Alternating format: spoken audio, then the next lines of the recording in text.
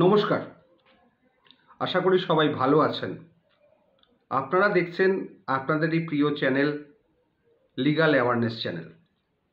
এটাতে সম্পূর্ণভাবে আইনের কথাবার্তা হয়, মাঝে মাঝে একটু অন্য টাইপেরও কথাবার্তা হয়, মানসিক আদান প্রদান। তবে বিশেষত এই চ্যানেলটি ক্রিয়েট করাই হয়েছে আইন জানাবার জন্যে, আইন জানার জন্যে, আইন নিয়ে বিশ্লেষণ করার জন্যে, এবং যারা আইন ঠিকমতো জানেন না বা বোঝেন না তাদের জন্যে। এর মধ্যেই প্রচুর আমার জুনিয়র ভাইয়েরা উপকৃত হয়েছেন, বহু স্টুডেন্ট উপকৃত হয়েছেন, প্রচুর ক্লায়েন্ট উপকৃত হয়েছেন, ইউটিউব ফলোয়াররাও উপকৃত হয়েছেন। প্রত্যেকেই আমাকে শুভেচ্ছা জানিয়েছেন, অভিনন্দন জানিয়েছেন। তার জন্য আমি কৃতজ্ঞতা জানাই আপনাদের, যে আপনাদের উপকারে লাগতে পেরেছি। আজকে একটি কোশ্চেন এসছে সমিত সোমবাবু। তিনি বলছেন commercial agreement level licensee 11 months below ₹1000 can be done or not. আপনাদের প্রত্যেকবারই বলি, লিভেল লাইসেন্স এগ্রিমেন্ট একটি বিশেষ প্রকারের এগ্রিমেন্ট, যেটা খুব সাবধানে লিখতে হয়। বিশেষ করে যেটা যখন ভাড়াটা আপনার 10,000 কম হয় মিউনিসিপ্যাল, কলকাতা মিউনিসিপ্যাল বা হাওড়া মিউনিসিপ্যাল এরিয়ার মধ্যে, এবং 7,000 কম হয় রেসিডেন্সিয়ালের ক্ষেত্রে, কমার্শিয়ালের ক্ষেত্রে 10,000 কম হয়, সেই সব ক্ষেত্রে লিভেল লাইসেন্স এগ্রিমেন্ট কিন্তু খুব সাবধানে লিখতে হয়। অন্যান্য মিউনিসিপ্যালিটির ক্ষেত্রে 5,000 3,000 টাকা লিমিট আছে। লিভেল লাইসেন্স এগ্রিমেন্ট 1,000 টাকায় হবে, ওতে কোনো বার নেই।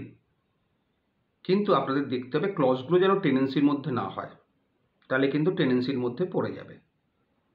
এটা কিন্তু মাথায় রাখতে হবে, যেটা আমি প্রত্যেকটা ভিডিওতেই বলি। লিভেল লাইসেন্স এগ্রিমেন্ট করবেন সবসময় কোনো অভিজ্ঞ লয়ারের দ্বারা, যিনি এই বিষয়ে দক্ষ।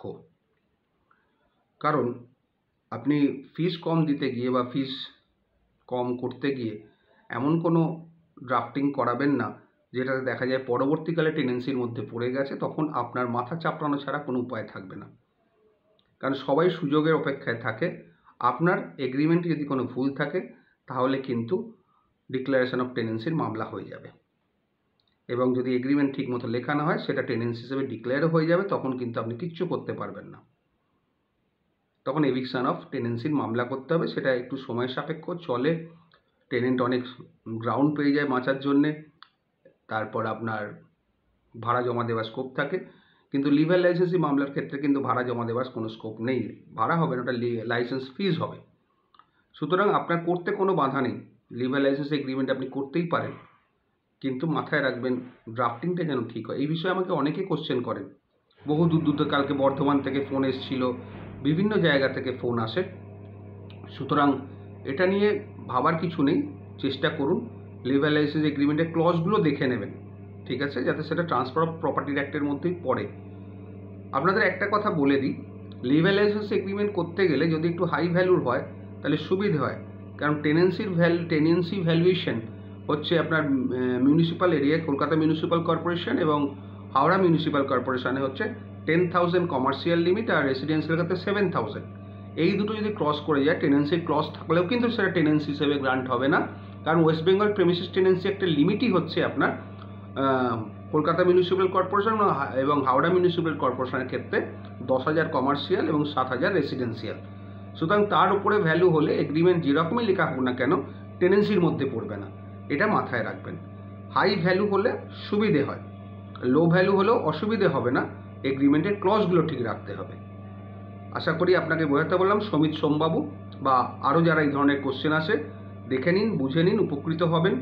এবং যদি কোনো কোয়ারিজ থাকেন কমেন্টস করবেন, আমি চেষ্টা করব আপনাদের কমেন্টসের জবাব দেবার ভিডিও বানিয়ে। কারণ প্রত্যেককে ইন্ডিভিজুয়াল কমেন্টস করা সম্ভব নয়, আমি ওই জন্য একটা কমন ভিডিও বানাই যাতে সকলে উপকৃত হন। ভালো থাকবেন, এনজয় করুন, গুড নাইট।